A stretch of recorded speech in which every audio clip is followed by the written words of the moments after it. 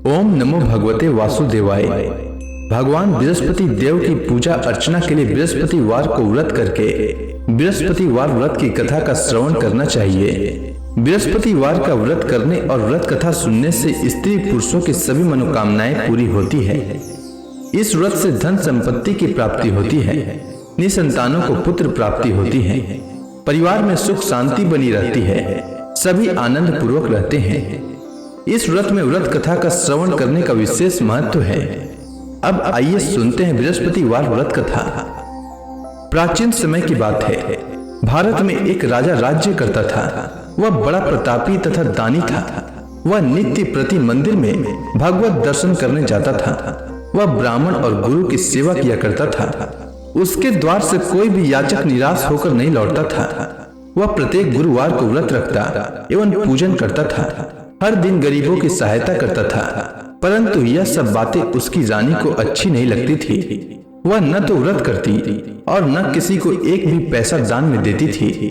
वह राजा से भी ऐसा करने को मना किया करती थी।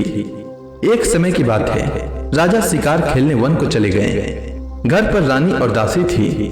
उस समय गुरु बृहस्पति साधु का रूप धारण कर राजा के दरवाजे पर भिक्षा मांगने आए। साधु ने रानी से भिक्षा मांगी तो वह कहने लगी, हे साधु महाराज, मैं इस दान और पुण्य से तंग आ चुकी हूँ। इस कार्य के लिए तो मेरे पति देव ही बहुत हैं। अब आप ऐसी कृपा करें कि सारा धन नष्ट हो जाए तथा मैं आराम से रह सकूं। साधु रूपी बृहस्पति देव ने कहा, हे देवी, तुम बड़ी विचित्र हो। संतान और धन से कोई दुखी नहीं होता है, इसको सभी चाहते हैं। पापी भी पुत्र और धन की इच्छा करता है। अगर तुम्हारे पास धन अधिक है तो भूखे मनुष्यों को भोजन कराओ, प्याऊ लगाओ, ब्राह्मणों को दान दो, धर्मशालाएं बनवाओ, कुआं, तालाब, बावड़ी, बाग, बगीचे आदि का निर्माण कराओ तथा निर्धनों की कुंवारी कन्याओं का विवाह कराओ, साथ ही यज्ञ आदि करो। इस प्रकार के कर्मों से आपके कुल का और आपका नाम परलोक में सार्थक होगा एवं स्वर्ग की प्राप्ति होगी। परंतु रानी साधु की इन बातों से खुश नहीं हुई। उसने कहा, हे साधु महाराज, मुझे ऐसे धन की आवश्यकता नहीं जिसको मैं अन्य लोगों को दान दूं तथा जिसको रखने और संभालने में ही मेरा सारा समय नष्ट हो जाए। साधु ने कहा, हे देवी, यदि तुम्हारी ऐसी इच्छा है तो जैसा मैं तुम्हें बताता हूँ तुम वैसा ही करना। बृहस्पतिवार के दिन घर को गोबर से लिपना, अपने केसों को पीली मिट्टी से धोना, केसों को धोते समय स्नान करना, राजा से कहना वह हजामत करवाए, भोजन में मांस मदिरा खाना, कपड़ा धोबी के यहाँ धुलने देना। इस प्रकार 7 बृहस्पतिवार करने से तुम्हारा धन नष्ट हो जाएगा। यह कहकर साधु महाराज रूपी बृहस्पति देव अंतर ध्यान हो गए। रानी ने साधु के कहने के अनुसार 7 बृहस्पतिवार तक वैसा ही करने का विचार किया। साधु के बताए अनुसार कार्य करते हुए केवल 3 बृहस्पतिवार ही बीते थे कि उसकी समस्त धन संपत्ति नष्ट हो गई। भोजन के लिए दोनों समय परिवार तरसने लगा तथा सांसारिक भोगों से दुखी रहने लगा। तब वह राजा रानी से कहने लगा कि हे रानी, तुम यहाँ पर रहो, मैं दूसरे देश को जाता हूँ, क्योंकि यहाँ पर मुझे सभी मनुष्य जानते हैं, इसलिए मैं यहाँ कोई कार्य नहीं कर सकता। मैं अब परदेश जा रहा हूँ, वहां कोई काम धंधा करूंगा, शायद हमारे भाग्य बदल जाए। ऐसा कहकर राजा परदेश चला गया। वह वहां जंगल से लकड़ी काट कर लाता और शहर में बेचता। इस तरह जीवन व्यतीत करने लगा। इधर राजा के बिना रानी और दासियां दुखी रहने लगी। किसी दिन भोजन मिलता और किसी दिन जल पीकर ही रह जाती। एक समय रानी और दासियों को 7 दिन बिना भोजन के व्यतीत करना पड़ा। तो रानी ने अपने दासी से कहा, हे दासी, यहाँ पास के ही नगर में मेरी बहन रहती है, वह बड़ी धनवान है, तू उसके पास जा और वहां से 5 सेर बेझर मांग कर ले आ, जिससे कुछ समय के लिए गुजर हो जाए। दासी रानी की बहन के पास गई। रानी की बहन उस समय पूजा कर रही थी।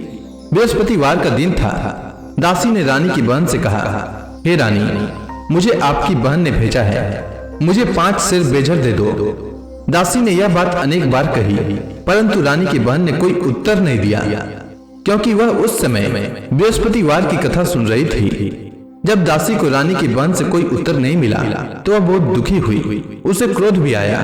वह लौटकर रानी से बोली, हे रानी, आपकी बहन बहुत ही धनी स्त्री है, वह छोटे लोगों से बात भी नहीं करती। मैंने उससे कहा तो उसने कोई उत्तर नहीं दिया। मैं वापस चली आई। रानी बोली, हे दासी, इसमें उसका कोई दोष नहीं है। जब बुरे दिन आते हैं तब कोई सहारा नहीं देता।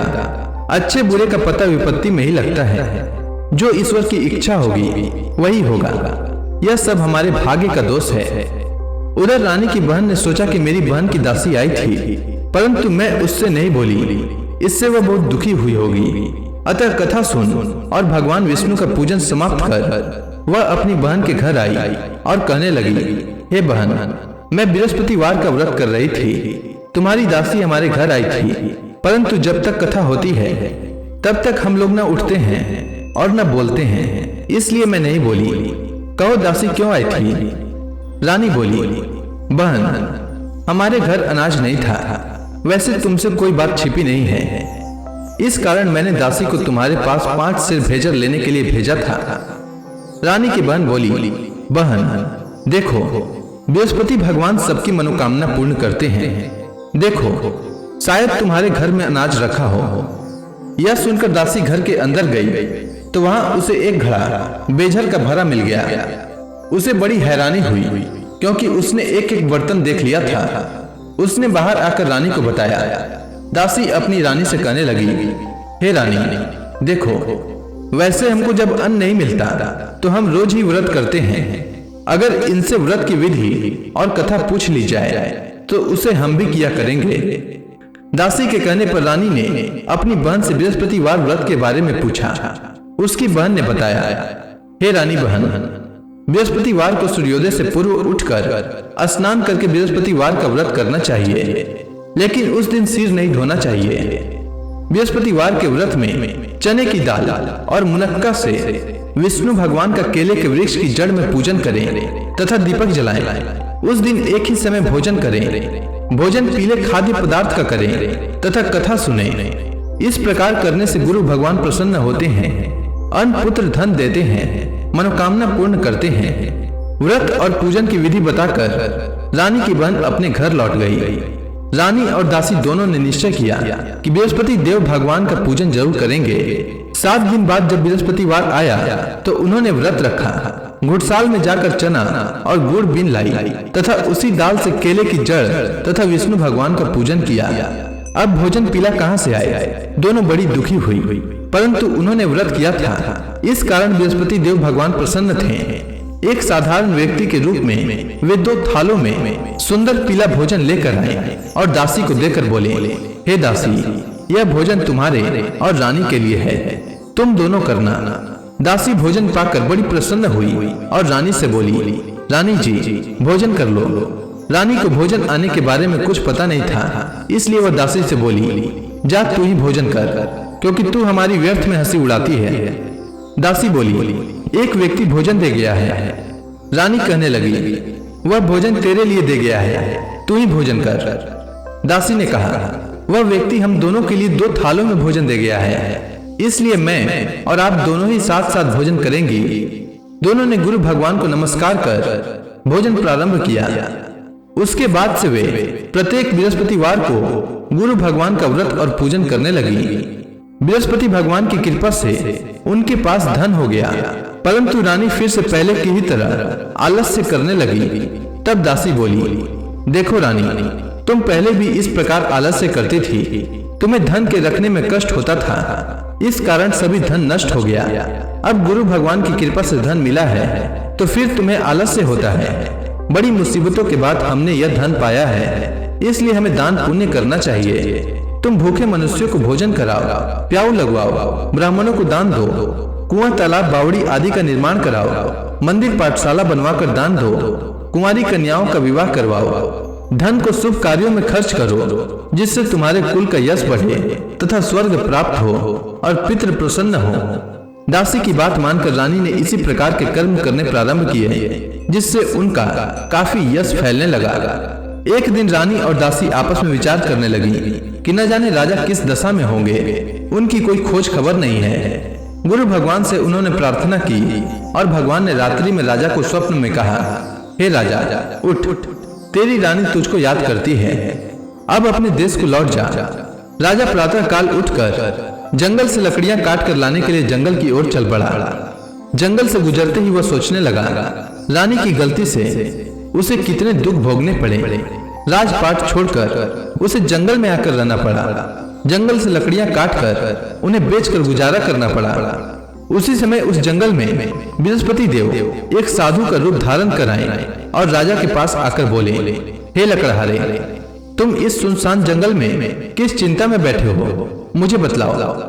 यह सुनकर राजा के नेत्रों में जल भर आया और साधु की वंदना कर बोले, हे प्रभु, आप सब कुछ जानने वाले हैं। इतना कहकर राजा ने साधु को अपनी संपूर्ण कहानी सुना दी। महात्मा दयालु होते हैं। वे राजा से बोले, हे राजा, तुम्हारी पत्नी ने बृहस्पति देव के प्रति अपराध किया था, जिसके कारण तुम्हारी यह दशा हुई है। अब तुम किसी प्रकार की चिंता मत करो, भगवान तुम्हें पहले से अधिक धन देंगे। देखो, तुम्हारी पत्नी ने बृहस्पतिवार का व्रत प्रारंभ कर दिया है। अब तुम भी बृहस्पतिवार का व्रत करके चने की दाल व गुड़ जल के लोटे में डालकर केले का पूजन करो, फिर कथा सुनो। भगवान तुम्हारी सब मनोकामनाओं को पूर्ण करेंगे।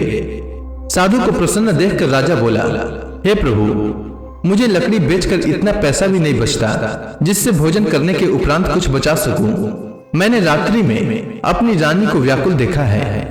मेरे पास कोई साधन नहीं जिससे समाचार जान सकूं। फिर मैं बृहस्पति देव की क्या कहानी सुनूं? मुझको तो कुछ भी मालूम नहीं है। साधु ने कहा, हे राजा, तुम किसी बात की चिंता मत करो।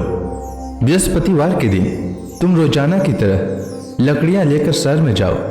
तुम्हें रोज से दुगना धन प्राप्त होगा, जिससे तुम भली भांति भोजन कर लोगे तथा बृहस्पति देव की पूजा का सामान भी आ जाएगा। बृहस्पति देव की कथा इस प्रकार है, सुनो।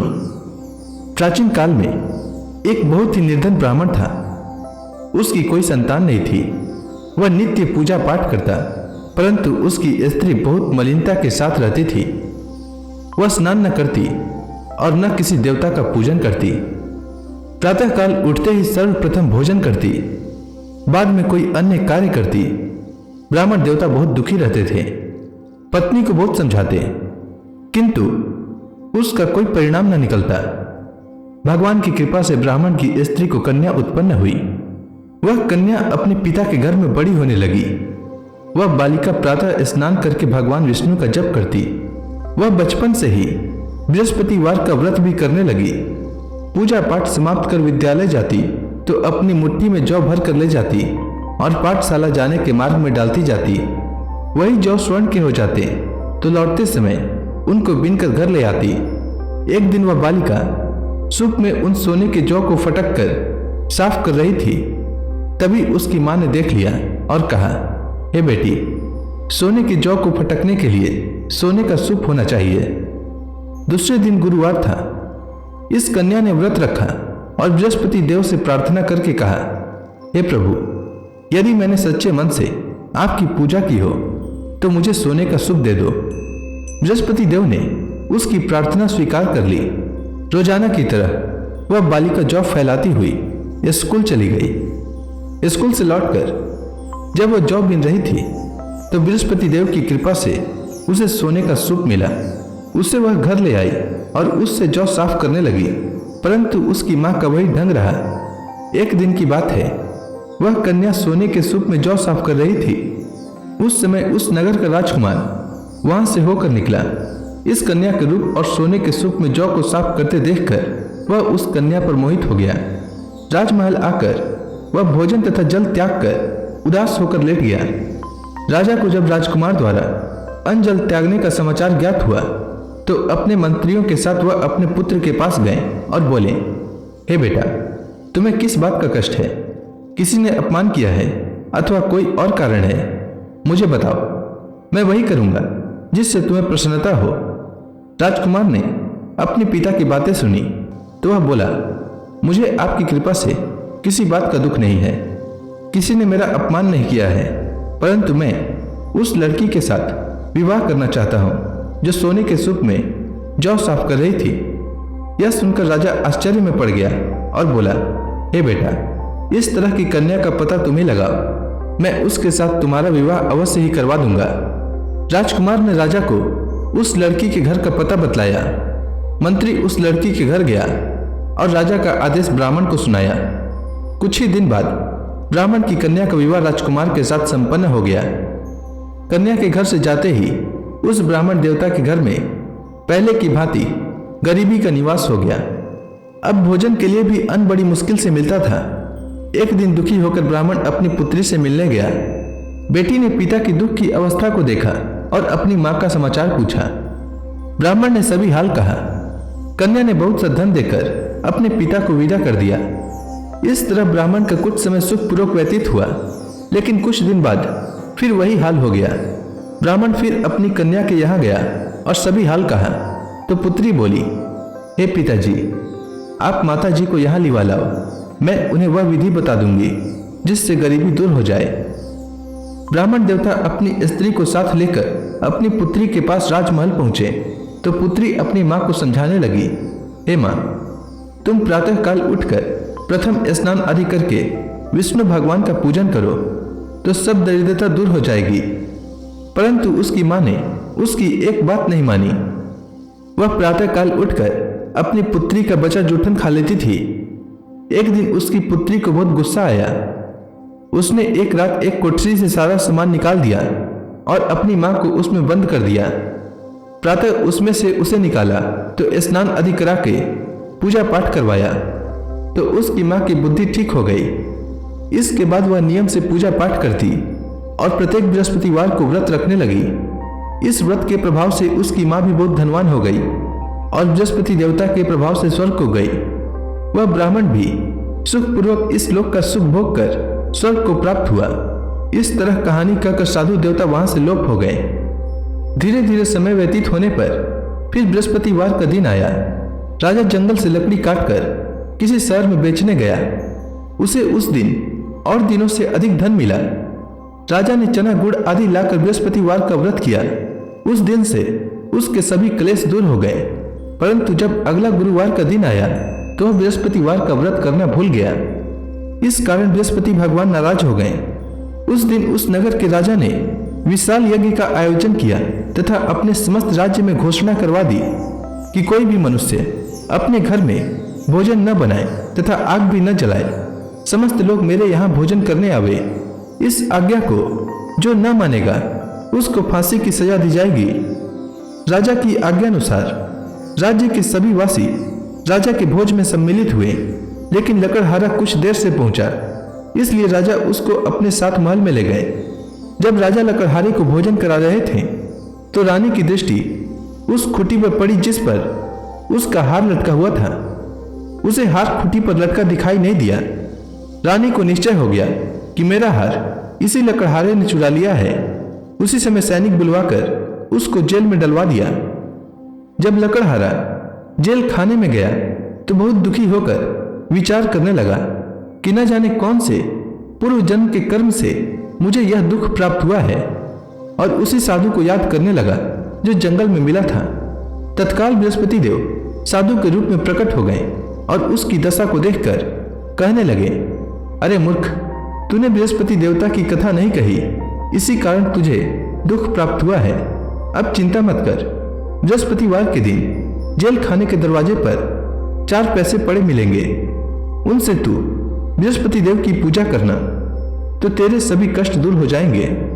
अगले बृहस्पतिवार उसे जेल के द्वार पर 4 पैसे मिले। राजा ने पूजा का सामान मंगवाकर कथा कही और प्रसाद बांटा।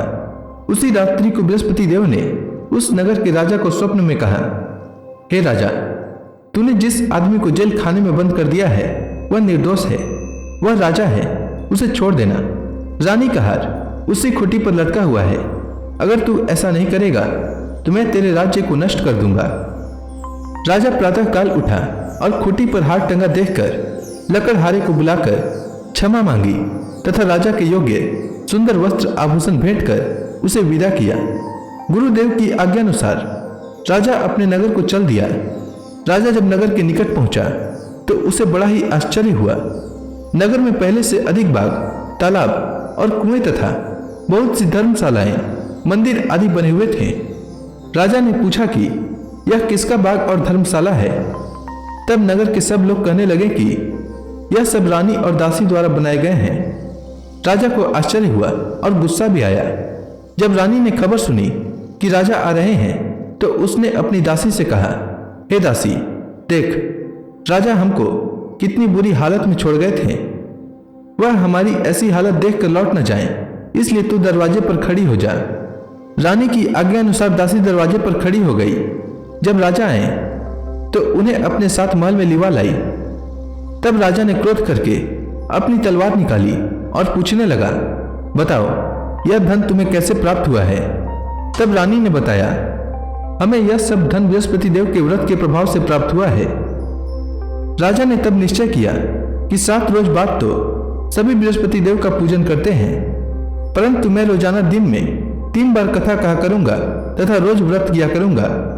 अब हर समय राजा के दुपट्टे में चने की दाल बंधी रहती तथा दिन में 3 बार कथा कहता।